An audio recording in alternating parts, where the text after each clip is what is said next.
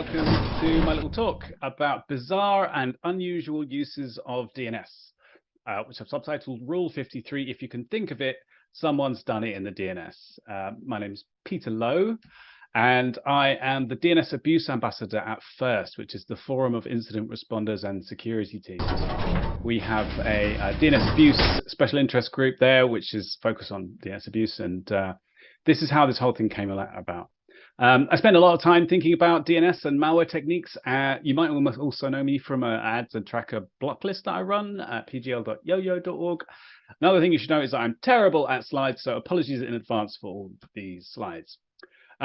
This all started with a chat between myself and a guy called John Todd, who is the general manager at Quad9. It became a Twitter thread, and it was all part of our kind of work in the SIG. We're putting together a matrix of DNS abuse technique types, and I wondered if somebody had actually used the DNS to distribute malware as a joke. But then I thought about it a bit more carefully, and it might actually happen. So it's how this whole thing got started. Couple of notes. So most of these things aren't around anymore, unfortunately. It's kind of like a museum of bizarre and unusual things rather than an actual active list. I thought I'd have more time for this, but because usually I do a little bit longer. But anyway, there's a bunch of links at the end. We can share the slides, and yeah, really, honestly, good luck with the slides. Okay, so the first thing, first group of things is traceroutes.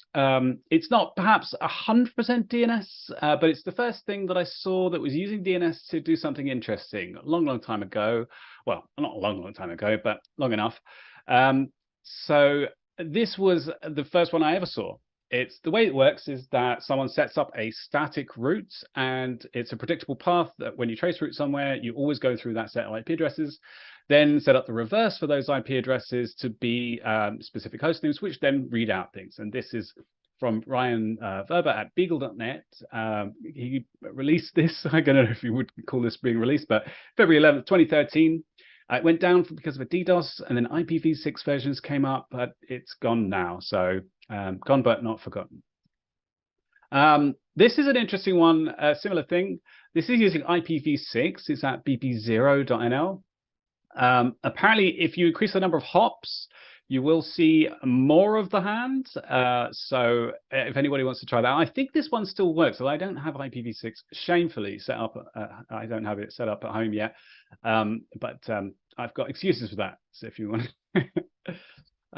here's a really cool one from the Euro 2020 football matches. I'm not a football fan myself, but the reason it's cool is because it was live scores for the Euro 2020. This is from Sebastian Haas. You'll see his name come up again. He actually released a library called Fakeity that creates a tunnel device locally, which you can use to have static routes and play around with them however you like. Another one here is just some alternative. I don't know if you can, how well the slides are going to be showing, but if you can see this, this is some alternative lyrics to American Pie. It's by Ambrose Chua. And one that is still working, to my knowledge, is bad.horse. If you trace route to bad.horse, you will get this, which is, again, the lyrics that were sung on Dr. Horrible Sing-Along. And a little bonus, if you go to bad.horse or signed.bad.horse in a web browser and check the certificate chain, you'll see another little Easter egg. And lastly, the first time I presented this, I was asked, it was around Christmas, and I was asked if I could include something festive. And I thought, I'm not sure if I'll be able to find anything. But of course, someone has set up a static trace route that shows a Christmas tree. So not quite Christmas yet, but ho, ho, ho. Okay, the next section, tools and toys. Again, a lot of these, unfortunately, aren't around anymore, but they're still kind of fun. And I managed to dig out screenshots of most of them. This is one at postel.org. You might recognize the name Postel, which is a reverse Polish calculator. So I know it says on the screen there's a reverse Polish calculator out there as well. Well, apparently this is a reverse. I need to fix these slides. This is just a way of sending a couple of digits to a host name, and you get a dynamic, I think it's dynamically calculated response, which is the results of your calculation. It's pretty simple, but also kind of cool. Some other actually useful tools out there. There's Google and OpenDNS have a MyIP tool where if you request a text record from a specific host name, it will send back the public IP address that your connection is using. This is really useful in a practical sense because there's a lot of MyIP sites out there that will tell you what browser you're using or what the public version of the IP, sorry, not browser, the public IP address is for yourself. But this can be scripted, and because it's DNS, it's very fast. So you can stick that in your configuration scripts, and it's actually helpful. Yeah, so as everybody knows, Google's Quad 8, 8.8.8.8 is the one thing that will never die. Anybody who's seen Google Graveyard will see all the services, unfortunately, they've been shut down by Google, but their DNS server is always going to live. And here's a couple of examples where we're using that. That one tool by Team Cymru is well, IP to ASN, so you can look up information about an IP. It's a bit like Whois, but for IP addresses, and it's a lot faster because, again, it's over the DNS. Team Cymru, I think I've got some other tools as well, but this is, I think, one thing that they use actually for, internally for their stuff. Another kind of useless one here is, I'm sorry, one thing I'm missing is my speaker notes. I used to give credit to everybody, but I do urge everybody to go and have a look at the list of links at the end, because all these amazing people out there who have created this stuff, I do think they definitely deserve credit. I just not quite sure who to credit for which one at the moment. But this one I think was done by God, it slipped my mind. I'll go over this again at the end. But it's looking up postcodes via find.me.uk, and it will tell you the geolocation from them in the UK. And the second one, which gives you information on Jan Piet Mens, or JP Mens. That's right. Sorry. He set up some information on airports, which is pretty cool. It's a static database, so it basically takes the request based on the domain that has been queried and gives back the information. It looks up the information locally and sends it back. But it's a cool example of how dynamic DNS lookups can work. There's a whole site called DNS.toys. They have a load of things there. I've got some examples on the screen there. You can use currency conversion, so that will actually tell you how you can convert between currencies. World time, so what time it is in New York. There's another IP echo, so that's a MyIP thing. A usable CIDR range, which is, this is one of those things like I always have to use a tool to be able to look them up. But also a numbers to words thing, which on its own is such an odd thing. I can't actually think of a useful case where I would want to use number to words. But hey, if you ever do, DNS.toys has got your back. This is one of my favorite things as well, geocaching. It's a thing dear to my heart. I do like geocaching, although I'm not really active anymore. As anyone who's familiar with geocaches knows, there are puzzle caches where you can go and you get a hint as to the eventual location of the cache. And there was one set up by someone called Mocopetris _1876. Unfortunately, not Dr. Paul Mocopetris, the inventor of DNS, but still pretty cool. It's a domain which then, if you look it up, I don't want to give any spoilers here, but if you look up the text record for that domain, you get the next hint. So yeah, apparently, yes, this is from Sebastian Haas. I put a note on the screen for this one. Another cool toy is a text adventure game, which is honestly brilliant. It's fairly simple. You set up a shell script, which you can then use to navigate the game. It's mostly fairly static, but there are a couple of instances where it does some cool things with round robin DNS. And you can make choices based on random choices based on which one gets returned. So it's quite kind of fun, and I'd love to actually play with this a bit more. I think there's a lot of possibilities in extending this. another one. This is from Stefan Bortsmeier, who's done a whole bunch of interesting things in the DNS. He set up, he's created an actual DNS server called Drink. And I'm not quite sure how best to describe it, but perhaps a dynamic DNS server which has a whole lot of like plugins available to it. One example is that you can query 2+2.op. din.bortsmeier.fr with different resource record types, and you'll get different results on it. But yeah, good to play around with. Then it's got a website if you want to go and have a look at it. And Stefan has done a lot of other stuff as well. He's a very interesting guy. Another thing that DNS is commonly used or misused for is tunneling. Pretty much any protocol has been used to tunnel another protocol on it as soon as it hit the internet, and probably before. I found this description of tunneling from Slashdot from back in 2000.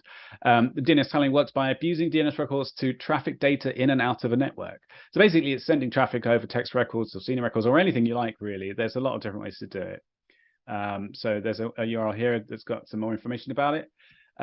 One example here is Wikipedia. This is actually, I think, sending the request back through to Wikipedia,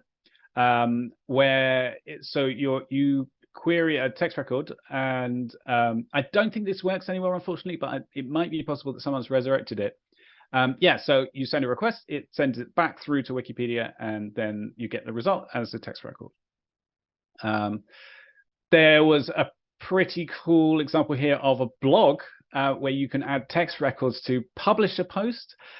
You can query a particular record to be able to list the posts that are available, and you can query another one to be able to read the posts or view latest posts. This is a very cool, I think, because blogs are basically just text anyway, right? You don't really need all this fancy formatting, and this is a very quick way of getting stuff out there. So, who needs Twitter?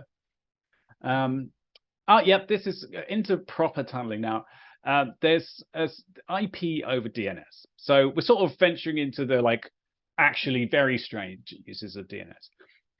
This is a package called Iodine, which you can find on GitHub. And what it allows you to do is set up a tunnel between two locations and send generic IP over that, which means that you can basically send anything that you can use IP for over DNS. It's kind of slow, but the package is brilliant.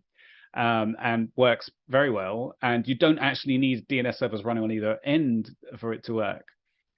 There's another example of this coming up in a minute. Iodine is just IP over DNS, but yeah, you can see a little example here. This is by Yarrick on GitHub. Iodine also has the atomic number 53, which is the standard DNS port, which I kind of love, and it also stands for IP over DNS, so a pretty clever round. Here we're going into HTTP over DNS, right? So this is a browser tunnel which allows you to send arbitrary strings over the DNS. You put it in a subdomain. So this is another way of using not just text records. This is using subdomains. It's by Jesse Lee, who's a Veggie Defender on GitHub. It raises an interesting possibility of HTTP over DNS over HTTPS, which is not something that should be. It kind of breaks my brain a little bit to think about, but not as much as some of the other things that I'm going to talk about in just a second.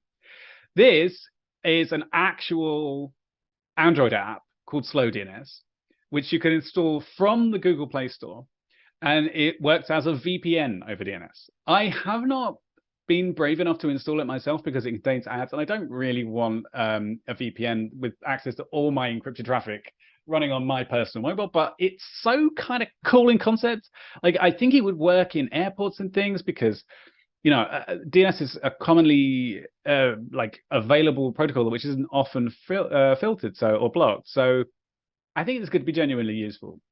And this is a package called DNSCat 2, which is a full TCP/IP implementation over DNS. Again, it doesn't need a DNS server running on either end, but you can create a connection to each base, and you can send files, you can create windows, send messages, and yeah, it's pretty fully featured. and it looks exactly like DNS traffic. This is verging into like malware territory here because it's the kind of thing where it's very hard to detect. It looks like just normal DNS traffic. And if you run it on a server which is kind of known as being a DNS server, it's almost impossible to know what part of that is actually valid DNS queries and what isn't. Yeah, so there's a few more things, of course. One of them is, okay, so there's a guy called Corey Quinn.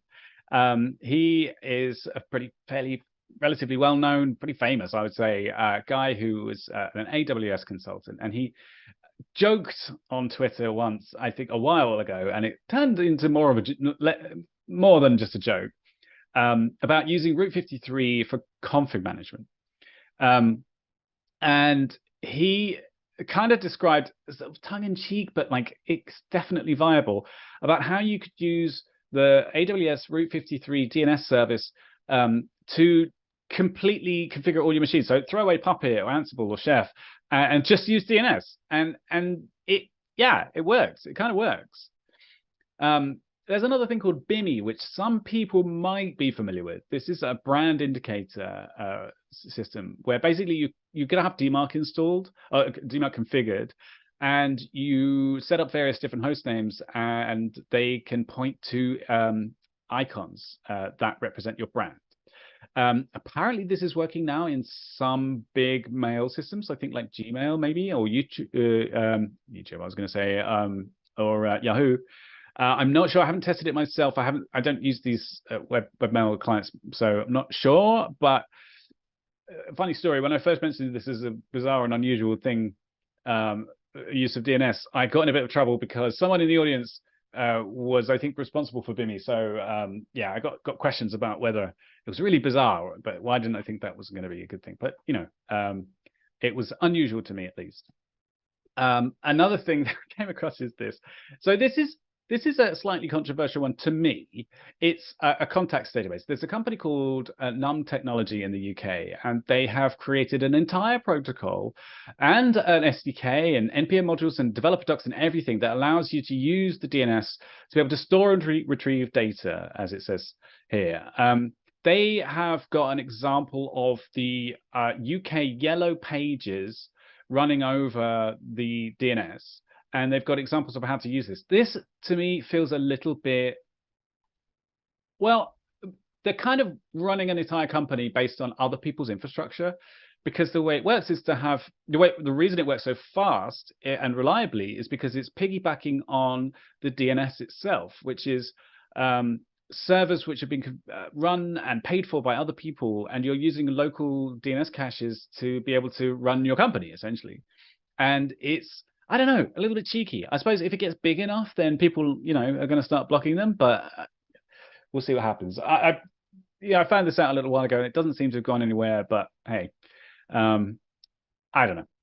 You make up your own mind.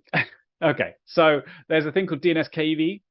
This is a key value store, and you know, when I came across this, it's a generic service.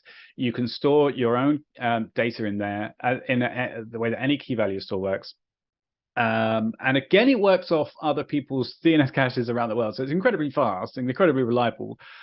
But they're not. This guy is not making money from it. I'm not entirely sure who's behind this, but there's quite a few different features, and it's a really interesting system. And it made me realize that the DNS itself is essentially a key value store. So this is a great application of it. Although building a system like this is kind of, I don't know. Again, I don't know about a lot of this, honestly. I just like collecting these things and talking about them. So yeah. This is, okay, the DNSFS. So this is an entire file system which is running over the DNS. This is by Ben Cox, Ben Jojo. He has done a bunch of crazy things, but really super interesting. He's constantly putting things out. He's working in BGP at the moment, and again doing interesting things there. This is I can't go into too much detail because it's, you know, relatively complex, but it's a whole layer on top of the DNS which it enables a file system to work. And he proved that it worked by streaming an MP3 over the DNS, which shouldn't be possible. But you know, hey, there you go. I think this is almost the pinnacle. Now he just needs to do it over HTTP, over DNS, over HTTP, and I think the reality will start collapsing. That's pretty much it for me. This is the list of links. There is a couple there to a GitHub repository where I've collected all these things, and the original Twitter thread, which has got some questions and answers in there. And you can also go and suggest your own things, which I might have missed out. I do have a slightly longer version of this talk, but I wanted to go with the quicker one for today.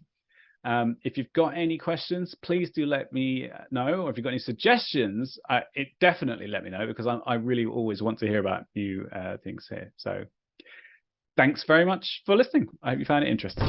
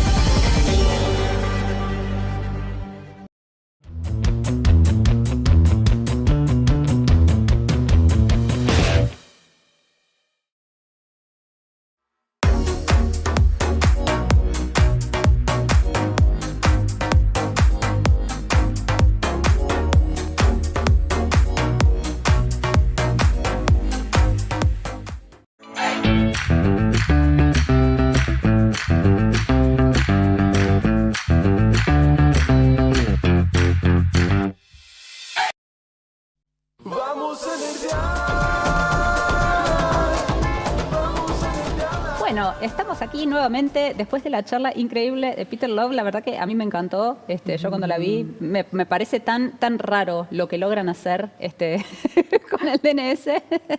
Y por suerte lo tenemos a Peter para hacerle algunas preguntas. Así que, hi Peter, how are you? Can you hear me? Oh, I think we can hear you.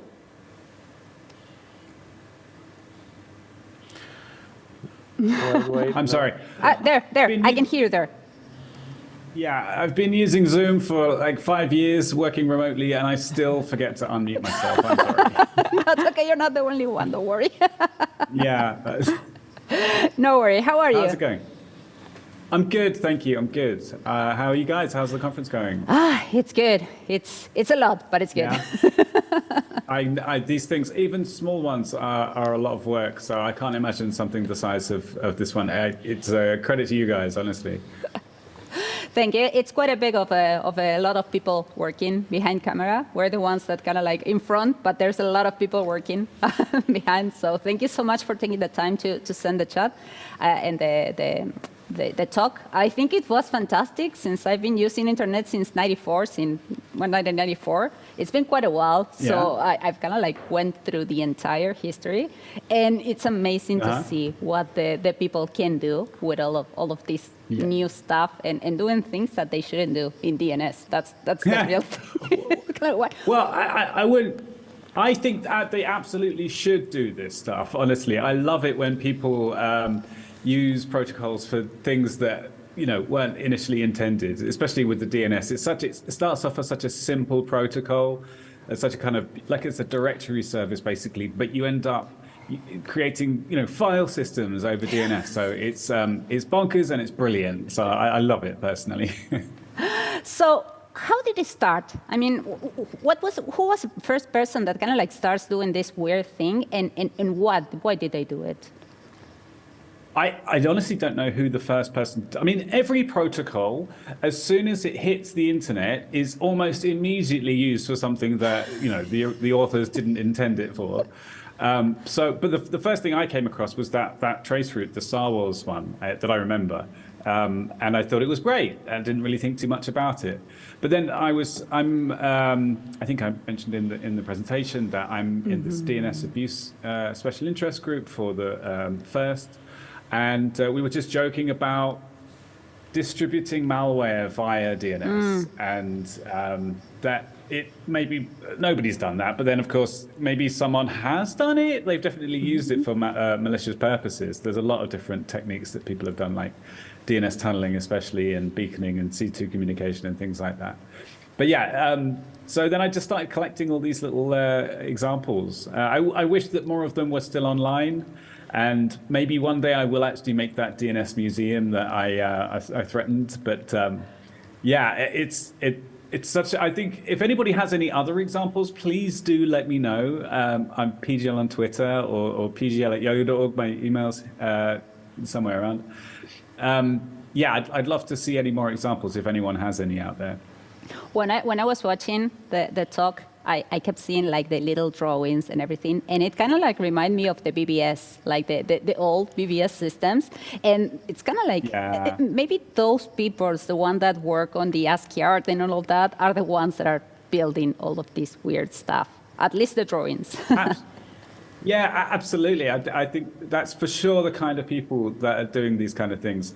And the nice thing is that those kind of people never go away. There's always going to be a part of society that are going to want to tinker with things and play with things and see how you can stretch them in ways that they weren't intended. Like, so I don't think this is the last set of fun that people are going to have with the DNS or anything like that. So back in our day, I started around 1995, I think, as well. I was on the MUDs and Talkers and BBSs before that. And those kind of people, we're just a lot older now, aren't we? No, we're not old. We're not old. We're no. Old but not obsolete. Of course. Like the DNS itself, it's a 40-year-old protocol that basically runs the same as it did when it was created, but has just scaled up infinitely. It's such a beautiful part of the internet. I still find it hard to explain to my mum what I do, though. So I know. I think a lot of us had the same problem. So do you know why there were specifically 13 DNS servers on day one? Do you know this question has come up recently, and there's no. Yes, it's because of a limit in the packet sizes, basically. In that we can't have any more. It's to do with the protocol itself. You can't have more than 26. So yeah, that's it. And why is it always that the DNS when something fails? We even have a sticker that it's around there. If the camera can point to Eduardo, we can see that he has like a T-shirt that said it was the DNS. So why is it always the DNS? Okay, so that I don't know, but it's one of those things that most sysadmins at some even before you've heard that phrase, we've come to the same conclusion. It's like a universal truth. It's always the DNS somehow. It's your host file. It's a caching server. It's the dodgy cache on your router. It's your resolver. It's a DNSSEC failure. I don't know. I think it's because there are just so many elements of the network transport that where DNS is involved somehow.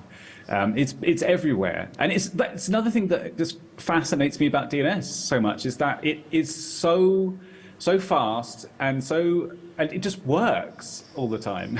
That and BGP is the other one, but I'm not such an expert in BGP, so I'm not going to comment. We're not going there. Yeah. That's a black art. So, if you can explain with more details on how tunneling works over DNS. That's a pretty weird case. Well, I mean, you can tunnel over any protocol, really. So, I mean, essentially what you need to do is find some way to encode data so that you're sending it over that protocol and then decode it on the other side. So in the case of DNS, there's lots of different levels of tunneling as well. One of the examples I gave was DNS Cat2, which is like several layers on top of each other. But an example would be text records. So a TXT record is just an arbitrary string that you can associate with a domain, and you can have multiple TXT records for one domain or one zone. So you create a text record with some base64 encoded data, which is just plain text. And then you create the text records, and then someone else queries it, and then they decode the text. So you've then sent some data over the DNS. And if you go another step further and have a piece of software that acts as a server, then it can be pretending to create TXT records on the fly, and you can have another piece of software that acts as the requester or the resolver, and that will be receiving the messages or sending messages on the fly as well. So then you have you just kind of put each step in place, and then you can have them set up so they're communicating completely over the DNS or port 53 or whichever version of DS you want to use, and that's tunneling in a nutshell. And you can do lots of different versions, lots of different ways of doing it. So you can have A records where you put the subdomain part of the host name as being a base64 encoded or any other kind of encoding. And then you can have dynamic A records being created and sent and received, and they can mean different things. And yeah, so there's lots of different ways to do it, and which just makes it more fun, really. That was great. When I was studying the first AWS exam, I remember that they were saying that Route 53, one of the, I don't know, weird cases that they had is they built a database over it. So it's kind of like, really? Yeah, really? Yeah, that's right, yeah. All right, we're running out of time, so I'm sorry. We've got a lot of questions in Swapcard, so if you want to go to the Swapcard site, to the Nerdearla site, and then answer it on the chat, that would be fantastic. Thank you so much. I really enjoyed your talk. I actually enjoyed it quite a bit. Thank you. And we hope to see you again in another Nerdearla. I would love to come back, and I would love to actually come to Argentina next time if I can. So that would be wonderful. Yeah. We have to figure it out. Thank you for having me. Thank you so much, Peter. Y ahora vamos a una tanda y ahora volvemos.